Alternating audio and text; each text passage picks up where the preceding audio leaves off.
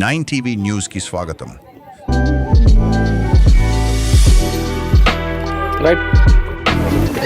అందరికీ నమస్కారం. కపటి గ్రామంలో జరుగుతున్నటువంటి కళ్యాణ బసవేశ్వర జాతర ఉత్సవ సందర్భంగా గ్రామస్తులందరికీ ఇక్కడికి విచ్చేసినటువంటి భక్తాదులందరికీ కూడా ప్రత్యేకమైనటువంటి శుభాకాంక్షలు తెలియజేస్తున్నాము.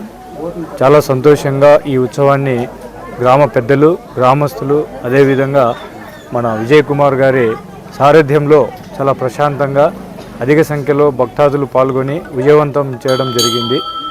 రాబోయే రోజుల్లో కూడా అందరూ విజయ్ కుమార్ ఎవరైతే ఉన్నారో నిర్వాహకుడు, ఆయన బంధువులు, మిత్రులు, గ్రామస్తులు, గ్రామ పెద్దలు, ఇతరత్ర వివిధ ప్రాంతాల నుండి వచ్చినటువంటి భక్తాదులు ఈ కార్యక్రమాన్ని రాబోయే రోజుల్లో పెద్ద ఎత్తున నిర్వహించి భక్తులందరికీ కూడా భగవంతుని ఆశీర్వాదం పొందే విధంగా భక్తి శ్రద్ధలతో ఘనంగా నిర్వహిస్తారని చెప్పేసి మేము ఆశిస్తున్నాం.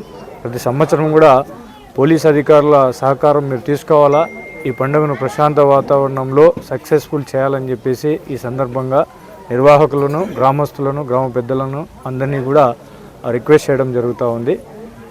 మాకు కూడా గ్రామస్తులంతా సహకరించినందుకు గ్రామ పెద్దలు, నిర్వాహకులు అందరికీ కూడా ప్రత్యేకమైన ధన్యవాదాలు తెలియజేస్తున్నాం.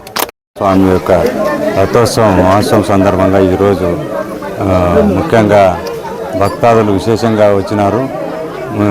స్వామివారి ఆశీస్సుల కోసం ఎక్కడి నుంచో ఇతర ప్రాంతం నుంచి వచ్చిన భక్తులందరికీ ఈరోజు ఈ కార్యక్రమం ఘనంగా నిర్వహించిన ఈ భక్తాదులకు సహకరించిన అందరికీ, ముఖ్యంగా పోలీసు వారికి, సిఐ గారికి, ఎస్ఐ గారికి, ఇతర పోలీస్ సిబ్బంది అన్ని అధికారుల వారికి సమాముఖంగా ఈ జాతర ముఖంగా కృతజ్ఞత తెలుపుతున్నాను.